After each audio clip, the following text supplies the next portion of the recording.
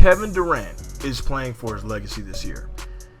Arguably, he is on his 5th super team in his illustrious career, and he has only won championships with one of the super teams, and that team is known as the superest team of all time.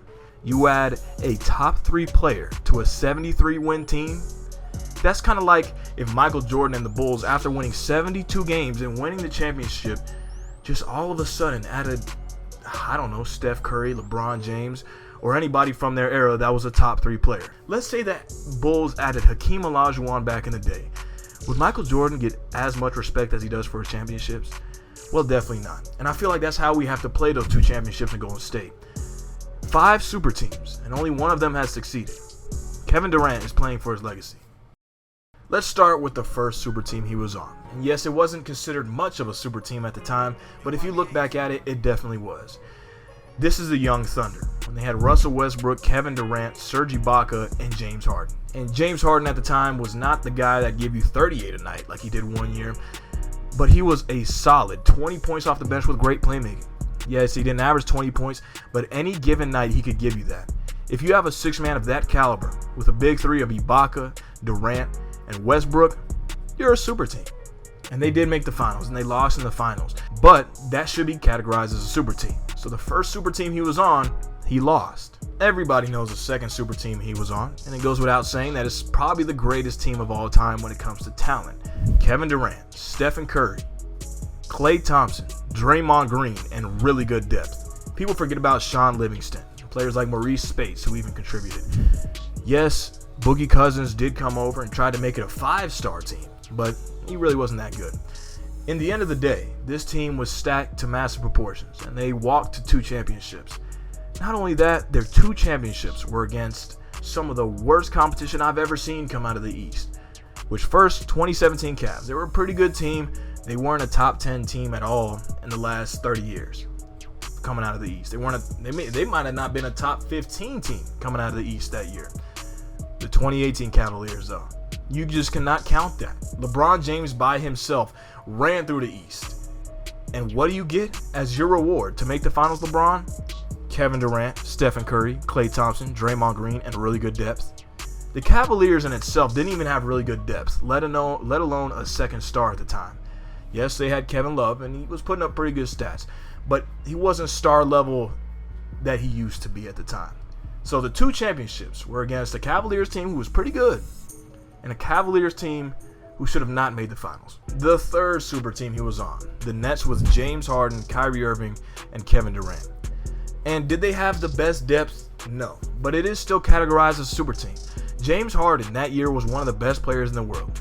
Kyrie Irving, I'm pretty sure he went 50, 40, 90 that year. And Kevin Durant had another fantastic year.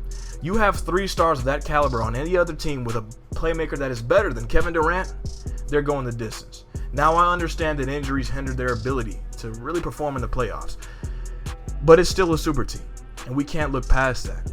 When people think of the Nets, people are going to think about how Harden was there for a year and a half and was basically pushed out because Kevin Durant and Kyrie Irving just started to hate the guy.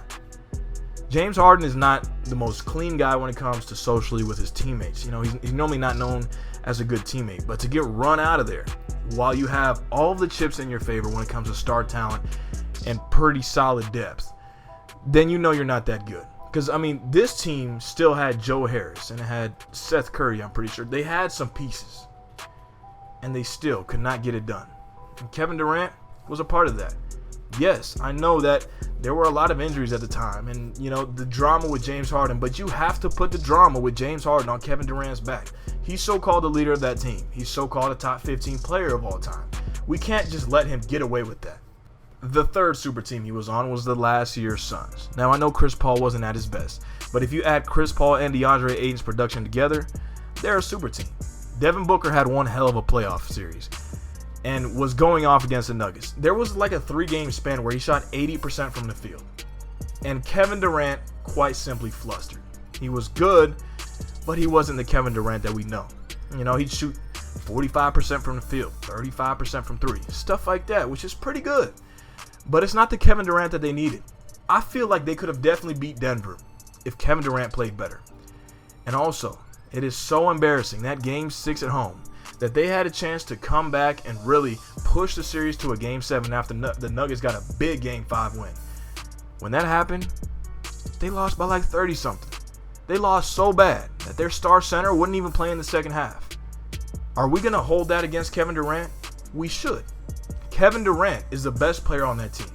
And as the best player on the team, you need to be the leader. And the 5th super team that Kevin Durant is on is this year. That's why I'm saying he's playing for his legacy. He needs to win a championship this year. And it's not even the thing that, oh, you can make the finals and then lose in the finals. No, you have the most stacked team when it comes to the starting 5. Bradley Beal, Devin Booker, Kevin Durant, Yusuf Nurkic. Yusuf Nurkic is not a star, but he's a damn good player. And they have started to get depth. After trading Chris Paul, they got some depth. They've added depth in the offseason. This is one of the most stacked teams I've ever seen. Now, am I gonna say Bradley Beal and Devin Booker and Kevin Durant is a better team than the 2017 Warriors? Well, definitely not. But they're really damn good. People forget about how good Bradley Beal is just because last year he only averaged really 24 points a game.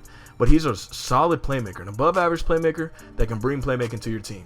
I'm sorry, but you're not going to look like a good playmaker when you're in Washington out of all places. The Wizards have been a train wreck for the last few years. Not even the last few years. It feels like the last half decade. So you're going to look like a bad playmaker. But Bradley Beal's a damn good playmaker. Devin Booker, I mean, yes, he's a ball hog, but so is Kevin Durant. I don't know if they have enough basketball to make it work. But Kevin Durant needs to understand that the journalists and the media behind him do not care if this team is not built with playmaking. They see 3 stars of the echelon of Kevin Durant, Bradley Beal, and Devin Booker. Devin Booker, a guy who just had a great playoff run, and they're like, this team should win a championship. The Denver Nuggets got weaker. The West is very open. The Nuggets still are probably the best team in the league at times, but the West is pretty open. The Nuggets could have done more this offseason. So if you don't at least get to the finals, it's embarrassing. And if you don't win a championship, it's embarrassing for your legacy. And Kevin Durant's legacy will be as good as gone. Thank you guys for watching the video. Make sure to like, subscribe, turn on post notifications, and I'll see y'all next time. Peace out. Hey, come on, I got a bag on me. You try to take it, leave you stinking like your last homie. Shit kinda cakey, little baby, put that ass on me. But I ain't that horny, do you got some cash for me? Why every time you ask him that, bitches act funny. And you keep trying to hold the strap, you won't slap for me. You too happy, I can tell you never had money. Every time you get on live, gotta flash money.